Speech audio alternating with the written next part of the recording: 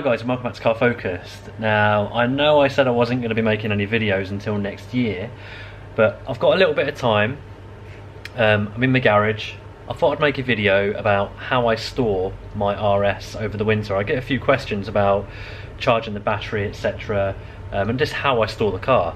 So I thought I'd kill 10 minutes and just go through exactly what I do to keep this thing hidden away from the elements over the winter. Now I know I'm going to get the usual comments, you should be driving it, it's only a Ford Focus, it's not a Ferrari, blah blah blah.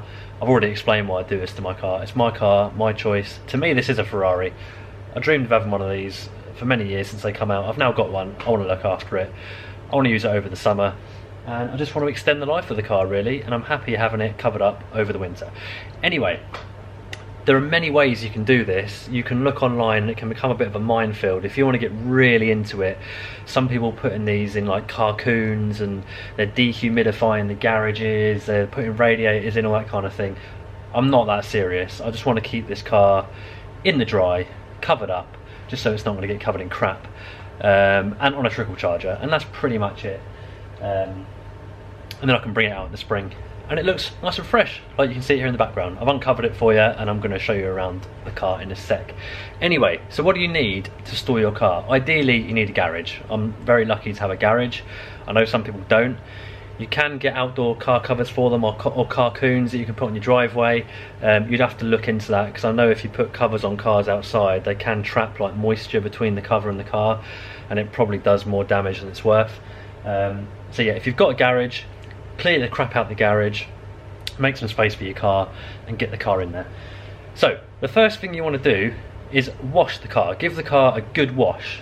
Get all the dirt off, you know, just your normal 2-bucket method, you know, your blah blah. You can polish it, do whatever you want to do. Just get the car nice and clean, get the crap off the paintwork, and get it ready to be put under a cover. Now after you have washed it, what I do is, I'm going to flip this around. See the little beauty here? I drive the car just around my street, just like 1 minute down the road, just to clear the rust off the brake discs. Because if you store it with rusty discs, like if you bring it straight from the garage into here and don't clear the rust off the discs, your pads will seize against the disc, and then when it comes time to move the car out in a few months, you're going to have trouble. So yeah, take it for a little drive, clear that off the discs. So once you've done that, get the car in the garage. I leave the handbrake off. Now I bring the car in, leave the handbrake off. I don't put it in gear. I just leave the car as free as it can be really. I don't like to leave any sort of mechanical components touching whilst it's going to be sat here for a couple of months. And to keep it secure, I have got a couple of wheel chocks. So you can see these here. Got these off eBay. I've got one there and one there, and then at the back I've got a little block of wood there. The car in this garage is slightly slanted backwards, so if the car was going to roll anyway, it would roll backwards. So I've done that to stop that from happening.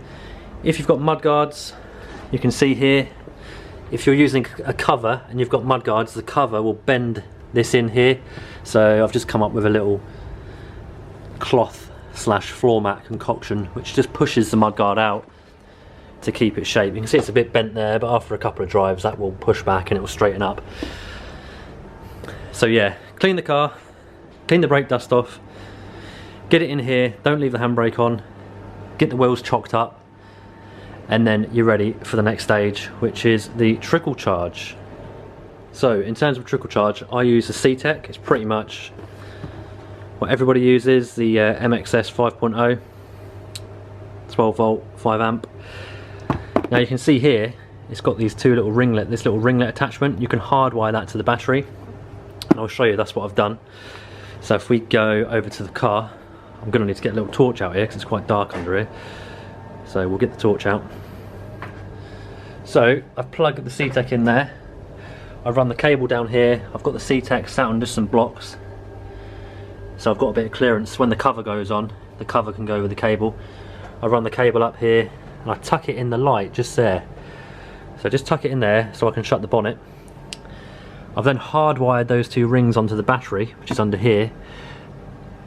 And basically the two rings are attached to this plug, and then all I've got to do when I want to disconnect this is unplug that, close the bonnet, and then I can drive the car off. So yeah, this stays plugged in for the duration of storage. It just keeps the battery at a nice optimum level.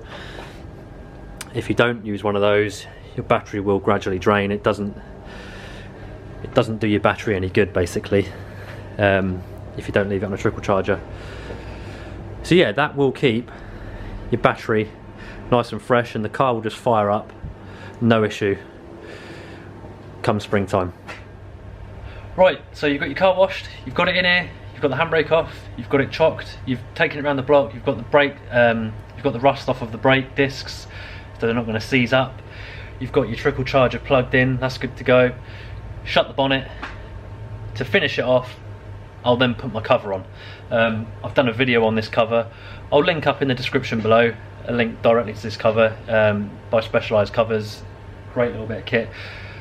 I'll put that cover on, and then essentially that's the car protected for the winter. And then when I want to take it out, I just literally reverse the process. Cover off, unplug CTEK, remove the chocks, jump in, fire her up, and off we go for a spin. So there we go, car's all covered up behind me. I tell you what, when I do uncover this car, I kind of forget how good it looks. So every now and then I come in, I'll whip the cover off, I'll have a good look at it. Sometimes I'll let the car run up to temperature, so I'll reverse it out onto the driveway, because you can get flat spots on the tyres. So it's a good idea sometimes maybe to let the car run for like half an hour, 45 minutes, reverse it out onto the driveway, just to kind of change the position of the tyres, because like I say, you can get flat spots if they've been sat for a long time. So I have done that once already. I did it after a month, just let it run up to temperature. So yeah guys, that's it, just a quick video. Hopefully won't be too long before this comes out again. I've got a few parts lined up to fit. I've got a Miltech 3-inch downpipe which we're going to get on this car, a couple of other little goodies as well, but we'll do that over the spring. But more videos coming next month. I've got a couple of reviews to do, brand new cars, so hopefully, you know, they'll be pretty decent videos. But as always guys, any questions, feel free to pop it in the comments box below. Until the next one, Happy New Year. I hope you've all had a great Christmas, and stay safe, and I shall see you soon.